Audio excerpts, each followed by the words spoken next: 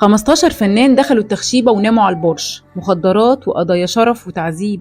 رقم 1 تامر حسني. دخل النجم تامر حسني السجن سنة 2006 وقضى فيه 6 شهور بسبب تزويره لشهادة الخدمة العسكرية الخاصة بيه. الحكم أصلا كان بالحبس سنة، لكن تامر قدم التماس لتخفيف العقوبة والالتماس اتقبل فعلا. رقم 2 سعد المجرد. اتقبض عليه في 2016 بتهمة الاعتداء الجنسي على شابة فرنسية، والسنة اللي بعدها تم الإفراج عنه عشان يتقبض عليه تاني في 2018 بعد تقديم شابة فرنسية شكوى ضده بتتهمه فيها بالاغتصاب. وقتها تم وضعه تحت المراقبة القضائية ومنعه من مغادرة فرنسا وإلزامه بدفع كفالة مالية قيمتها 150 ألف يورو. سعد دفع الكفالة فعلا وسافر لأمريكا ومرجعش من وقتها لفرنسا، والمحكمة لم تصدر حكمها حتى الآن. رقم 3 أحمد عزمي. اتقبض عليه بسبب وجود مخدرات معاه في العربية وتم الحكم عليه ب6 شهور سجن. رقم 4 رامي صبري. اتحكم عليه بالسجن لمدة 6 شهور بعد تقديمه ورق مزور يفيد انه عائل الأسرة الوحيد، وكان ضمن الورق شهادة وفاة مزورة لوالده،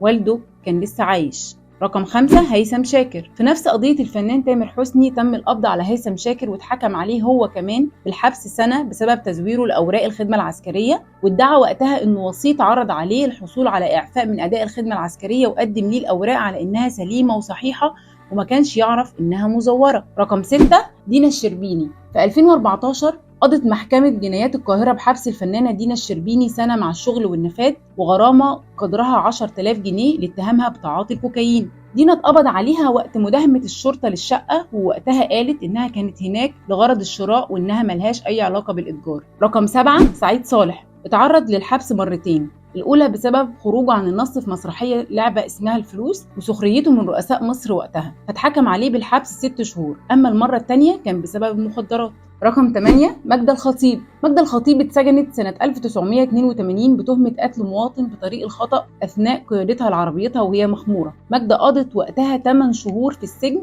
قبل ما تخرج بكفالة مالية. بعدها ب3 سنين بس تم سجن الفنانة ماجدة الخطيب سنة 1985 بتهمة تعاطي المخدرات واتحكم عليها بالسجن 5 سنوات. رقم 9 مريهان حسين. اتحبست بسبب القضية المعروفة إعلاميا بكمين المنصورة، وكانت التهمة القيادة تحت تأثير السكر والتعدي على ضابط أثناء تأدية وظيفته. الحكم في أول درجة كان 2.5 سنين، وفي الاستئناف تم تخفيفه لأسبوعين بس وتم ترحيلها لسجن النساء في القناطر. رقم 10 إجلال زكي. في التسعينات تم القبض على الفنانة إجلال زكي بتهمة ممارسة الفجور وتسهيل الدعارة وقضت في السجن 7 سنوات. رقم 11 حاتم ذو الفقار. اتقبض عليه في نوفمبر سنة 1987 في شقة في العباسية، وكان معاه كميات من الهيروين وبعض أنواع المواد المخدرة التانية، وأحيل للمحاكمة اللي قضت بسجنه لمدة سنة وتغريمه 500 جنيه. رقم 12 وفاء مكي. تورطت الفنانة وفاء مكي في قضية تعذيب بنتين كانوا بيشتغلوا عندها، وتم الحكم عليها بالسجن